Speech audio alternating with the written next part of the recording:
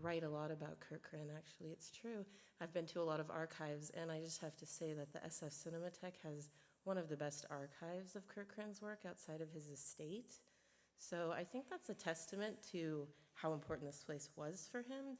And early on in my work, I met Steve, and he was super crucial to, because I don't come from a background in film, but super crucial to helping lay out things for me. So as I traveled to 20 different archives, I knew some names of people. So anyway, Steve's gonna intro action. Help me welcome him.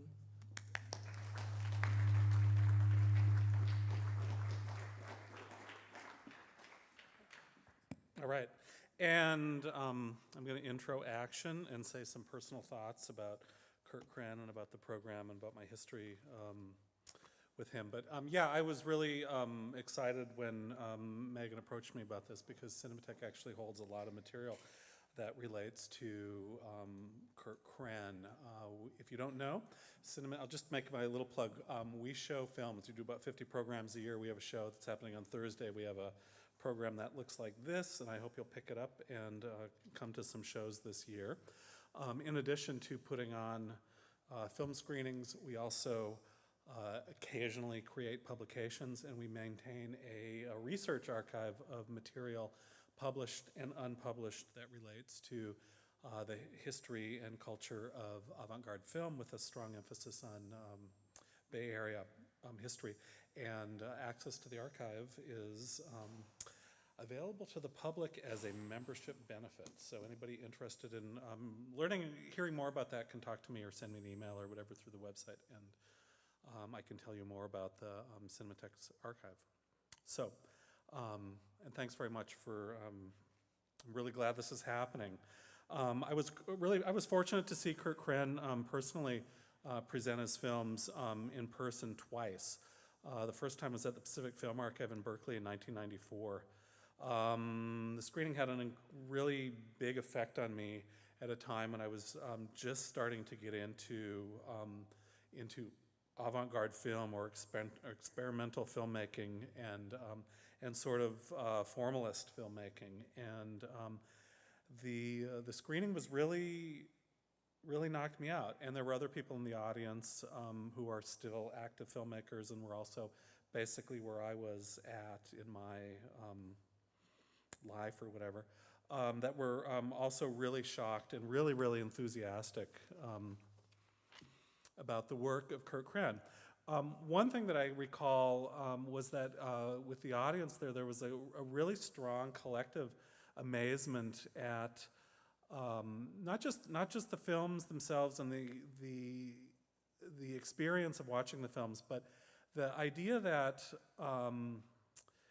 these films were organized. A lot of Kren's films, especially the earlier films of the 60s and 70s, are actually very meticulously organized, and I'll talk about that in a minute, and very meticulously organized according to scores, according to ways of sort of determining durations and imagery and approaches to image collecting, whether in the camera or on the editing table, that were more or less sort of predetermined. And I thought that this would have been, I hope that this would have been covered yesterday in slides, etc.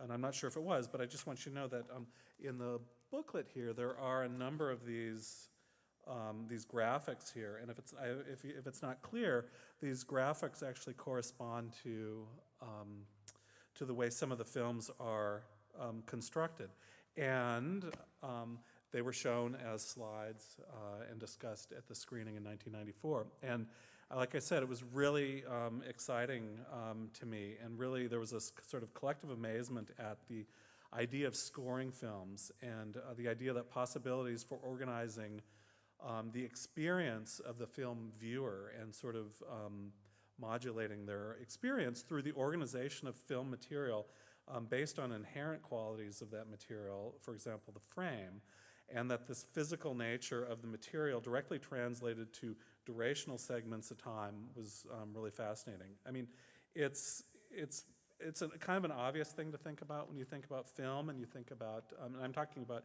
celluloid film with frames and sprocket holes and all that. And it seems a little obvious, but Kurt Kren's of mapping it out in graphic scores really made this explicit, and it was astonishing. And the way also that he would sort of put so much energy into crafting these scores was very interesting. And I would say that in the best of Kurt Kren's films, and I would consider some of the films TV, Walls Positive and Negative, Tree Again, Tree in Autumn, Azul, to be examples of this. There's obviously a lot more going on in Kurt Kren's films than just frame counting and just cutting film. And there's a lot more going on than frame counting and the precise organization of material. And that in his films, actually, there's this really profound relationship with the pro-filmic sort of real-world elements of the films, meaning, by which I mean generally the photographic content or the real-world motion and activity, and that which happens in front of the camera lens, and Kren's and the structures that he imposed on these things. There's a tension, in a sense, between the form and structure of the film and the pro-filmic subject, and an amazing transformation in the fusion of the form and content into something that it's experiential, meaning you experience it sort of as a physical response to rhythms, etc., and excuse me, and identificatory, meaning there's some sort of understanding or empathy or whatever with the pro-filmic object.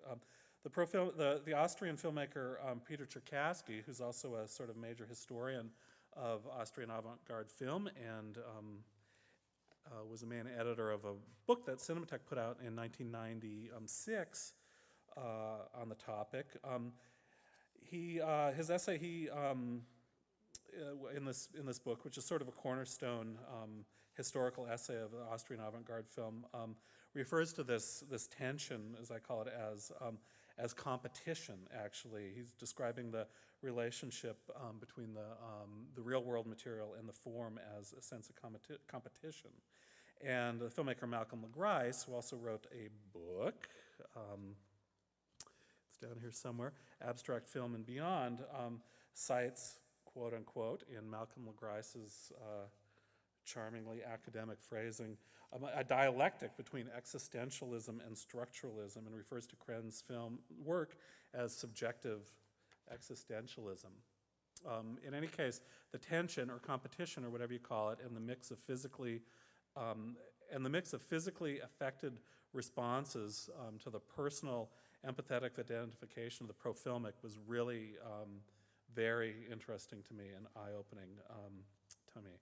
And it's worth mentioning that and then the other thing about this encounter with Kurt Kren, and this first encounter in 1994, and also the second in 1998, was the sort of, and Kren was in person at these shows, and he was a little guy, and he wore a leather jacket and wore a beard and was soft-spoken, and there was something about him and the work that, in the sense that there was really, it opened up filmmaking in a certain way. It provided access to a certain kind of filmmaking. What I mean is that Kren's personal persona was actually one of modesty and openness, and I think Rock was talking about this as well.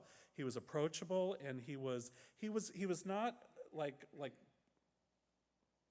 your best friend or anything like that, but he was modest and he was open. He presented his films as if they were propositions or gestures or suggestions as to what filmmaking could be, as opposed to making definitive and grandiose statements of what film is. And then there's a digression. I'd like to say is that I feel that Megan Hetcher's chosen title for her work on Kren, Rude and Playful Shadows, really reflects this. It references a program note written by Mark McElhatton in 1998 for a memorial screening at the New York Film Festival, and he referred to Kurt Kren as haunting the avant-garde with rude and playful shadows, which I read as a comment on Kren's position of subversive as a sort of subversive and influential sort of jester character, throwing rude jokes and tricksterisms from behind shadows of more verbose, assertive, or manifesto-minded totalizing filmmakers. And I'm thinking specifically of Kren's fellow Austrian filmmaker, Peter Kubelka, whose relationship with Kren was discussed last night a bit. And I'm not necessarily even referring to the whatever personal antagonism may or may not have been between them, but I mean just the way the films sort of present themselves, and that he presented them as something that it really opened up the film canon to me, to include works that were weirder, more tentative, speculative, propositional, marginal, and works that chose not to be masterpieces, and works by extremely marginalized by filmmakers such as Kurt Kren. And that was also really inspiring. These were films that I could look at and I could say, I could make these films, and these are not intimidating films. And however many films Kurt Kren made, 50 or so, really, they each kind of stand as the sort of model of filmmaking, and I think that's really exciting and interesting. So those are my personal thoughts about the work of Kurt Kren, reflecting on this. And I'm really glad that we have this opportunity to, anybody of interest has this opportunity to see the work presented this weekend and hopefully be as inspired as I was.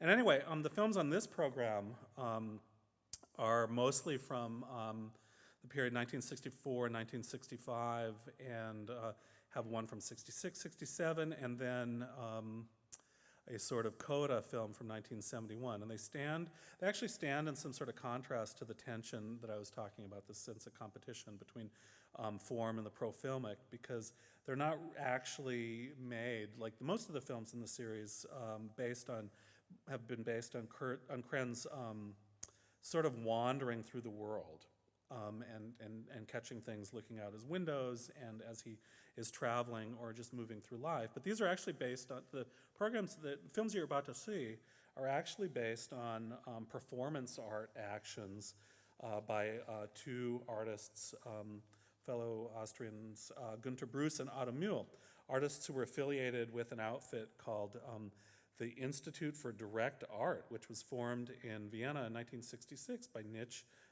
Mühl, Hermann Nitsch, who was German, Otto Mühl, Günter Bruce, and Kurt Kren himself, founded in 1966. This group staged violently ritualistic performances of psychological catharsis, which actually grew out of the artist's work in expressionistic action paintings. They often were performances that parodied bourgeois social structures, such as a film you'll see, Mama and Papa, and Oh Christmas Tree, which are based on Otto Mühl performances.